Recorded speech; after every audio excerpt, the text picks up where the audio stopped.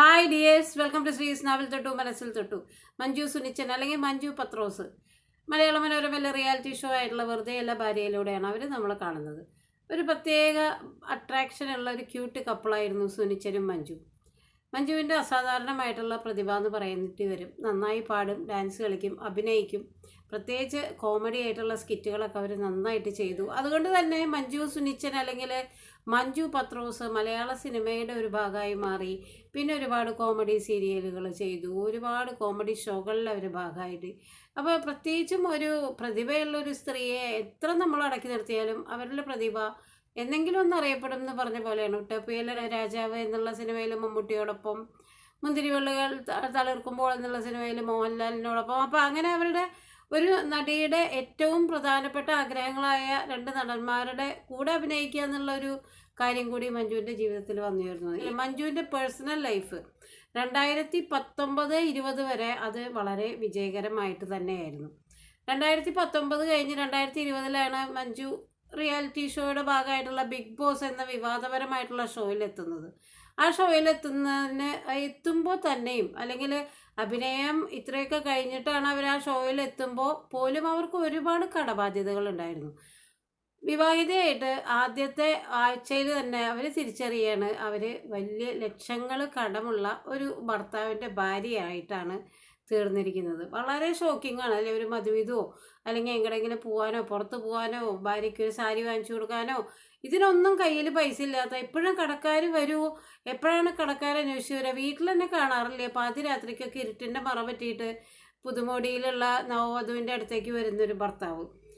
ഈ കടം എന്നുള്ള കാര്യം അതുവരെ ജീവിതത്തിൽ അനുഭവിച്ചിട്ടില്ലാത്ത ഒരു പെൺകുട്ടിയെ സംബന്ധിച്ചിടത്തോളം അവരുടെ ജീവിതത്തിൽ വന്ന മാറ്റം, ഒരുപാട് കടബാധ്യത അവരുടെ തലയിൽ വരിക എന്നുള്ളതാണ്. അവർ ചെറിയ ചെറിയ കോൾ സെൻറ്ററിൽ ജോലി നോക്കുന്നു, തുണിക്കടയിൽ ജോലി, അങ്ങനെ ഒരുപാട് ചെറിയ ചെറിയ ജോലികൾ ചെയ്യുമ്പോഴും ആ ജോലികളിൽ നിന്നൊക്കെ കിട്ടുന്ന പൈസ അവർ ഉപയോഗിച്ചത് ഭർത്താവിൻ്റെ കടം വീട്ടാൻ തന്നെയാണ്. പിന്നെ അവരൊരു ആർട്ടിസ്റ്റായിട്ട് മാറി. സ്വാഭാവികമായിട്ട് അവർക്ക് വരുമാനം വന്നു തുടങ്ങി. ഒരു 2020 അവർ ബിഗ് ബോസിൽ അഭിനയിച്ചു. അപ്പോഴൊക്കെ ഈ കടബാധ്യത അവരെ പിന്തുടർന്നുകൊണ്ടിരുന്നു. കാരണം അവർക്ക് കിട്ടുന്ന പൈസ അവരുടെ ഫാമിലിയിലെ ഏറ്റവും പ്രധാനപ്പെട്ട ആളായ ഭർത്താവിൻ്റെ വലിയ കടബാധ്യതയിലേക്ക് ഇങ്ങനെ കുറേ പൈസ പോവാണ്. അപ്പോൾ അവർക്ക് ജീവിതത്തിൽ വേറെ കാര്യങ്ങൾക്ക്, മകൻ്റെ ഫീസിനോ കാര്യങ്ങൾക്കൊക്കെ ആയിട്ട് കടം മേടിക്കേണ്ടി വരും. അപ്പോൾ ഈ കടം അവരുടെ തലയിൽ ഒരു ഡെമോക്രസിൻ്റെ വാള് പോലെ എപ്പോഴും ഇങ്ങനെ തുടർന്നുകൊണ്ടിരുന്നു. അപ്പോൾ ഒരു സ്ത്രീയുടെ ഒരു സഹനശേഷി എന്ന് പറയണത്, കല്യാണം കഴിഞ്ഞ് മകനൊരു 5-6 വയസ്സായി റിയാലിറ്റി ഷോയിൽ അവരുടെ പ്രതിഭ കാരണം അവർ സിനിമയിൽ വരെ അഭിനയിച്ചു, സീരിയലിൽ അഭിനയിക്കുന്നു, അതിന് കിട്ടിയ പൈസ ഇനിയിപ്പോൾ ബിഗ് ബോസിൽ. അപ്പോൾ അവർക്കൊരു കാൽക്കുലേഷൻ ഉണ്ടായിരുന്നു, അവർക്ക് ഇത്ര രൂപ കടമുണ്ട്, ഒരു 2 ആഴ്ച ബിഗ് ബോസിൽ നിന്ന് കഴിഞ്ഞാൽ അവർക്ക് ആ കടം വീട്ടാം. അങ്ങനെ പൈസയ്ക്ക് വേണ്ടി മാത്രമാണ് അവർ ബിഗ് ബോസിലേക്ക് പോകുന്നതെന്ന് അവർ പറയുന്നുണ്ട്. ആ ബിഗ് ബോസിലേക്ക് പോകുന്ന എൻ്റെ ഇടയിൽ ഒരു വിവാദപരമായിട്ടുള്ള ഒരു വാർത്തയുണ്ടായി. അതായത് ആ ബിഗ് ബോസിലെ അവരുടെ ആ ഒരു ഷോയിൽ ചെന്നിട്ട് സുനിച്ചൻ അവരോട് ഡിവോഴ്സ് ആവശ്യപ്പെട്ടു, ഡിവോഴ്സ് പെറ്റീഷനിൽ ഒപ്പിടാൻ പറഞ്ഞു എന്നുള്ള രീതിയിലൊക്കെ ഉള്ള ഒരു സംസാരം ഉണ്ടായിരുന്നു. അപ്പോൾ അത് സുനിച്ചൻ ഒരു വീഡിയോയിൽ വന്ന് പറയണുണ്ട് കേട്ടോ. ഇനി അതിൽ സുനിച്ചൻ പറയുന്നത്, ഞാൻ ഒരിക്കലും ഒരു ഡിവോഴ്സ് ആവശ്യപ്പെട്ടിട്ടോ, ഞങ്ങളുടെ ഫാമിലിയിൽ ഒരു പ്രശ്നവുമില്ല. അതിലൊരു പ്രത്യേക പോയിന്റ് അദ്ദേഹം പറയുന്നത്, ഞാനും എൻ്റെ കുടുംബവും മഞ്ജുവിൻ്റെ കുടുംബവും ഒരുപോലെ സപ്പോർട്ട് ചെയ്തിട്ടാണ് മഞ്ജു ഈ റിയാലിറ്റി ഷോയിൽ വന്നത്. അതിലൊരു സ്വാർത്ഥതയുടെ വശമുണ്ട്. അതായത് ഞാനും എൻ്റെ കുടുംബവും സപ്പോർട്ട് ചെയ്തില്ലെങ്കിൽ മഞ്ജു ആ റിയാലിറ്റി ഷോയിൽ വരില്ല. ഒരു ഭർത്താവിൻ്റെ ഒരു ഡൊമിനിയറിങ് ക്യാരക്ടർ, ആധിപത്യ സ്വഭാവം. അയാളുടെ കടം വീട്ടാനായിട്ട് ഒരു ഭാര്യയെ അഭിനയിക്കാൻ വിടുന്നു, അല്ലാണ്ട് അയാൾ ഭാര്യയുടെ കലയെ പ്രോത്സാഹിപ്പിക്കാനായിട്ടൊന്നുമല്ല വിടുന്നത്. അയാളുടെ കടനാണ് അയാളുടെ ഏറ്റവും വലിയ, അത് വീട്ടുക എന്നുള്ളതാണ്. അത് ഭാര്യയെ ഉപയോഗിച്ചിട്ട് അയാൾ കൂടുതൽ നല്ലത്, കാരണം അത്ര കുറവല്ലേ അയാൾക്ക് അതിലേക്ക് അധ്വാനിച്ച് വീട്ടുണ്ടോ. ആ ഒരു ലക്ഷ്യം വെച്ചിട്ട് തന്നെയാണ് ഭാര്യയെ റിയാലിറ്റി ഷോയിലേക്ക് വിട്ടത്. ഇപ്പോൾ വലിയൊരു എമൗണ്ട് കിട്ടും, അത് മുഴുവൻ എൻ്റെ കടം വീട്ടാൻ ഉതകം എന്നുള്ളൊരു ഹാപ്പിനെസ്സിൽ തന്നെയാണ്. ഞാൻ ഒരിക്കലും ഞങ്ങളുടെ ഫാമിലിയിൽ ഒരു പ്രശ്നവുമില്ല, ഞാൻ ഡിവോഴ്സിന് ആവശ്യപ്പെട്ടിട്ടൊന്നുമില്ല, ഞങ്ങളെപ്പോഴും നന്നായിട്ടാണ് കഴിയണേ എന്നുള്ളൊരു വീഡിയോ ചെയ്തിട്ട് അയാൾ വന്നിട്ടുള്ളത്.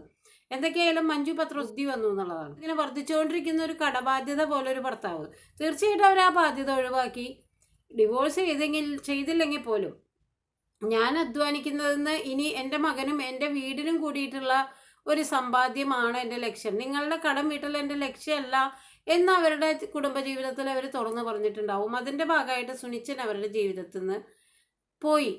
ഒരു ഇൻ്റർവ്യൂവിലോ അവരുടെ കൂടെ താമസിക്കുന്നതായിട്ടോ ഒന്നും അറിയില്ല. അവരൊരു വീട് വെച്ചു, അതിൻ്റെ ഹൗസ് വാമിങ്ങിന് പോലും അതിൻ്റെ ഗ്രഹനാഥനായിട്ടുള്ള അല്ലെങ്കിൽ ആ കുട്ടിയുടെ അച്ഛനായിട്ടുള്ള സുനിച്ചൻ വന്നില്ല.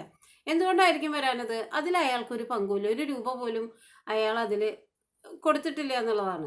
അതും അയാളുടെ ദേഷ്യം. ഇപ്പോൾ വീട് വെക്കേണ്ട സമയമാണോ? എനിക്ക് കടനുണ്ട്, നിനക്കത് വീട്ടായിരുന്നില്ലേ, അപ്പോൾ നമുക്ക് സുഖമായിട്ട് ജീവിച്ചുകൂടായിരുന്നോ? ഇപ്പോഴാണോ വീട്? അങ്ങനെയല്ല. മഞ്ജുവിലെ അമ്മയെ സംബന്ധിച്ചിടത്തോളം അവരുടെ കുഞ്ഞിന് വേണ്ടിയിട്ടുള്ള ഒരു കരുതൽ. നാളെ അവർക്ക് എന്ത് സംഭവിച്ചാലും ആ കുഞ്ഞ് ഒരു വീടില്ലാതെ അലയരുത്. അവൻ്റെ സ്കൂൾ വിദ്യാഭ്യാസത്തിന് വേണ്ടിയിട്ടുള്ള കരുതൽ. അപ്പോൾ ഇനി അവരുടെ എല്ലാ സേവിങ്സും, അവരുടെ ലക്ഷ്യം അവരുടെ മകനാണ്.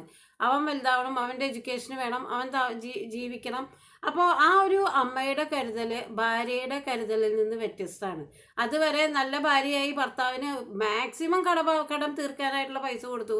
എന്നിട്ടും ഇത് തലേന്ന് പോകുന്നില്ല എന്ന് കാണുമ്പോൾ തീർച്ചയായിട്ടും അയാളോട് നിങ്ങൾ അധ്വാനിച്ച് നിങ്ങളുടെ കടം വീട്ടുക, എൻ്റെ ജീവിതത്തിൽ നിന്ന് മാറിത്തരിക എന്ന് പറയാതെ പറഞ്ഞു പോയപ്പോഴാണ് തീർച്ചയായിട്ടും സുനിച്ചൻ അവരുടെ ലൈഫിൽ നിന്ന് മാറിപ്പോയിട്ടുള്ളത്. അതുവിധ കാലഘട്ടത്തിൽ തന്നെ കടബാധ്യത ഏൽക്കേണ്ടി വരുന്ന ഒരു ഭാര്യയുടെ മനസ്സിൽ ആ ഭർത്താവ് ആദർശ പുരുഷനായിട്ടൊന്നും എന്നും നിൽക്കില്ല. എപ്പോഴും അയാളോടുള്ളൊരു ഈർഷ്യ അവരുടെ മനസ്സിൻ്റെ അടിത്തട്ടിൽ എപ്പോഴും ഉണ്ടാവും. കാരണം തന്നെ അലയാൻ വിട്ടിട്ട് വളരെ സുഖത്തോട് കൂടിയിട്ട് ജീവിക്കാൻ, അല്ലെങ്കിൽ എന്നാൽ നീ അധ്വാനിച്ച് കൊണ്ടുവരുന്ന പൈസയൊക്കെ എൻ്റെ കടം വീട്ടണം, എൻ്റെ കടനാണ് എൻ്റെ പ്രധാനം എന്നുള്ള രീതിയിൽ ജീവിക്കുന്ന ഒരു ഭർത്താവുമായിട്ട് അവർ കൂടുതൽ ജീവിക്കാതിരിക്കുകയാണ് നല്ലതെന്ന് അവർക്ക് തോന്നി. അവരുടെ ഇഷ്ടങ്ങൾ, അവരുടെ അച്ഛൻ, അമ്മ, മകൻ എന്നുള്ള ആ ഒരു ലോകത്തേക്ക് അവർ മടങ്ങി. അവരുടെ പല പല ഇഷ്ടങ്ങളും മാറ്റി വെച്ചിട്ടാണ് അവർക്ക് കിട്ടുന്ന വരുമാനം മുഴുവൻ ഇത്ര നാൾ കടബാധ്യതയിലേക്ക് നീക്കിയതെങ്കിൽ ഇപ്പോൾ അവരുടെ ഡ്രീമായിട്ടുള്ള വീട്, മകൻ്റെ വിദ്യാഭ്യാസം, നാളെ അവരുടെ കോസ്റ്റ്യൂം, ഡ്രസ്സ്, അവർക്ക് ഇഷ്ടപ്പെട്ട ആഭരണങ്ങൾ, അങ്ങനെ ഒരു ലോകത്തിലേക്ക് അവർ എത്തി. അവർ അനുഭവിച്ച സാമ്പത്തികമായിട്ടുള്ള ആ ഒരു ബുദ്ധിമുട്ട്, ഈവൻ കിഡ്നി വരെ വിൽക്കാനായിട്ട് ശ്രമിക്കേണ്ട ഒരു സ്ത്രീ, തീരെ ചെറിയ കുഞ്ഞുള്ളൊരു ഭാര്യ വിചാരിക്കുകയാണ് കിഡ്നി വിറ്റാലോ, എന്നാൽ പോലും ഭർത്താവിൻ്റെ കടം വീട്ടാലോ. അപ്പോൾ അവരുടെ ആ കടം എന്നുള്ള കാര്യത്തിൽ അവർ കുരുങ്ങിയത് ഒരുപാട് വർഷമാണ്. ഇപ്പോൾ അവരതിൽ നിന്ന് സ്വതന്ത്രയാണ്. അവർക്ക് ഇഷ്ടപ്പെട്ട ജീവിതം അവർ നയിക്കുന്നു. അവരുടേതായിട്ടുള്ള എല്ലാ ഇഷ്ടങ്ങളും അവർ അനുഭവിക്കുന്നു, ആസ്വദിക്കുന്നു. ഈ ഒരു ലോകത്തിലേക്ക് അവർ വിവാദപരമായിട്ട് അവരെ പലരും വലിച്ചഴക്കുന്നുണ്ട്. ഭർത്താവിനെ കളഞ്ഞുപോയി, ഭർത്താവിനെ കളഞ്ഞുപോയി. ഈ ഭർത്താവ് കളയപ്പെടേണ്ടവനാണെങ്കിൽ തീർച്ചയായിട്ടും അയാളെ നമ്മൾ കളയുക തന്നെ വേണം, അല്ലേ? ഒരു ഭർത്താവിൻ്റെ മിനിമം ക്വാളിറ്റി എന്ന് പറയുന്നത് ഭാര്യയെ സന്തോഷമായും സമാധാനമായിട്ടും ഭാര്യയുടെ ജോലി എന്താണോ, ഭാര്യയുടെ കഴിവെന്താണോ അതിനോടൊപ്പം കൂടെ നിൽക്കുക.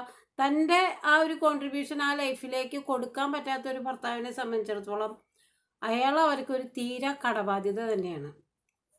അത് അവരെ എന്ന് കുടഞ്ഞെറിയാനായിട്ട്, അല്ലെങ്കിൽ എനിക്ക് നിങ്ങളുമായിട്ട് ഇനി സഹവാസം വേണ്ട, ഇത്രമാത്രം കടബാധ്യതയുള്ള നിങ്ങൾ എന്തെങ്കിലും ഒരു ജോലി ചെയ്ത് അത് വീട്ടാൻ ശ്രമിക്കുക. ഇനി എൻ്റെ ഒരു രൂപ പോലും ഞാൻ അധ്വാനിക്കുന്നതിൽ നിന്ന് നിങ്ങൾക്ക് തരില്ല എന്ന് പറയാനായിട്ട് അവർ ധൈര്യം കാണിച്ച ആ ഒരു നിമിഷമാണ് അവരെ ശരിക്കും ജീവിക്കാൻ തുടങ്ങിയത്. അല്ലെങ്കിൽ വേണ്ട, ഞാൻ ഈ അഭിനയിച്ചുകൊണ്ടിരിക്കുക, നമ്മുടെ കടം കഴിയണവരെ അഭിനയിച്ചുകൊണ്ടിരിക്കുക. അപ്പോൾ ഒരു പക്ഷേ അവരുടെ വീടോ, അവരുടെ മകന് നല്ലൊരു വിദ്യാഭ്യാസം, അവരുടെ അച്ഛനും അമ്മയ്ക്കും നല്ലൊരു മെഡിക്കൽ എയ്ഡോ ഒന്നും അവർക്ക് കൊടുക്കാനായിട്ട് സാധിച്ചു എന്ന് വരുമായിരുന്നില്ല. ഇതൊക്കെ ശരിക്കും പറഞ്ഞാൽ ഓരോ സ്ത്രീകളും എടുക്കേണ്ട തീരുമാനം. തുടക്കകാലത്തെ ഒരു വധുവായിട്ട് ചെന്ന സമയത്തെ കടക്കാരെ ഒളിച്ചു പോകുന്ന ഒരു ഭർത്താവ്, ആ ഭർത്താവിൻ്റെ എല്ലാ വിഷമങ്ങളിലും ഒപ്പം അവർ നിന്നു. ഇവൻ കിഡ്നി വരെ വിറ്റാലോ എന്ന് വിചാരിച്ചു. അങ്ങനെ ത്യാഗമയി ആയിട്ടുള്ള ഒരു ഭാര്യ, അവളൊരു കലാകാരി കൂടിയാണെങ്കിൽ അവരുടെ ജീവിതത്തിൻ്റെ വേറൊരു ഘട്ടം തുടങ്ങുമ്പോൾ, നല്ല രീതിയിൽ അവൾ സമ്പാദിക്കുമ്പോൾ തീർച്ചയായിട്ടും എൻ്റെ കടങ്ങളിൽ നീ ഒന്നും തരണ്ട, നീ ഇപ്പോൾ സമ്പാദിക്കുന്നത് നമ്മുടെ മകന് വേണ്ടി ഫ്യൂച്ചറിലേക്ക് വെക്കണമെന്ന് പറയാനായിട്ട് ആഗ്രഹിക്കാതെ ഇതൊക്കെ എൻ്റെ കടം വീട്ടണമെന്ന് പറയുന്ന ഒരു ഭർത്താവിനെ തലയിൽ ചുമന്ന്, പണ്ടത്തെ ശീലാവതി കുഷ്ഠരോഗിയായിട്ടുള്ള ഭർത്താവിൻ്റെ ആഗ്രഹത്തിന് വേണ്ടി വേശ്യാലയത്തിലേക്ക് പോയ പോലെ ഇങ്ങനെ ഒരു ഭർത്താവിനെ തലയിൽ ചുമക്കേണ്ട യാതൊരു വക കാര്യവും ശരിക്കും അവർക്കില്ല എന്നുള്ളതാണ്. പിന്നെയും അവർ ഒരുപാട് ഹെൽത്ത് പരമായിട്ടുള്ള പ്രശ്നങ്ങളിലൂടെ കടന്നുപോയി. ഈ ചെറിയ പ്രായത്തിലെ അബദ്ധവശ ഒരു മോശം ട്രീറ്റ്മെൻറ്റിന് അടിമയായിട്ട് അവരുടെ ഗർഭപാത്രം റിമൂവ് ചെയ്യേണ്ടി വന്നു. അത് എന്തെങ്കിലും രീതിയിൽ അത് സബ്സ്റ്റിറ്റ്യൂട്ട് ചെയ്ത് അത് അവരെ റീറ്റെയിൻ ചെയ്യുന്നതിന് പകരം ആ ഡോക്ടർ അങ്ങനെ ഒരു കാര്യം അവരോട് കാണിച്ചു. അതിൻ്റേതായിട്ടുള്ള ഹോർമോൺ പ്ലേസ്മെൻറ്റ്, തെറാപ്പി, അങ്ങനെയൊക്കെ ഒരുപാട് ഹെൽത്ത് പ്രോബ്ലത്തിനും അവർക്ക് പൈസ ചിലവാക്കേണ്ടി വന്നു. ഇതിൻ്റെ ഇടയിൽ അവർക്കൊരു ബൈക്ക് ആക്സിഡൻറ്റ് ഉണ്ടാവുന്നു. അത് അവരുടെ മുഖത്തിൻ്റെ പകുതിയോളം നല്ല സ്ക്രാച്ച് വരുത്തി അതിനൊരു പ്ലാസ്റ്റിക് സർജറി ചെയ്യേണ്ടി വന്നു. അപ്പോൾ അവർ ജീവിതത്തിൽ താണ്ടിയ മാനസികവും ശാരീരികവുമായിട്ടുള്ള വെല്ലുവിളികൾ നോക്കുമ്പോൾ ഇപ്പോഴും അവർ വളരെ ലൈവായിട്ട് അഭിനയിക്കുന്നു, ഇൻസ്റ്റയിൽ റീല് ചെയ്യുന്നു, അവരുടെ ഇഷ്ടങ്ങളൊക്കെ തേടി പിടിക്കുമ്പോൾ അവരെല്ലാം സ്ത്രീയെ ബഹുമാനിക്കുന്നതിന് പകരം അടിയിൽ കമൻറ്റ് ഇതെന്ത് മുതലാണ്, നിന്റെ ഭർത്താവ് എവിടെയടി, ഇവള് അങ്ങനെയാണ് ഇവള് അങ്ങനെയാണ് എന്ന് പറയുന്ന മാനസിക രോഗികളായിട്ടുള്ള കമൻറ്റോളികൾ ഉൾപ്പെടുന്ന മലയാളികളോട് നമ്മൾക്ക് പുച്ഛം മാത്രമാണ്. എല്ലാവർക്കും നന്മ വരട്ടെ. നന്ദി, നമസ്കാരം.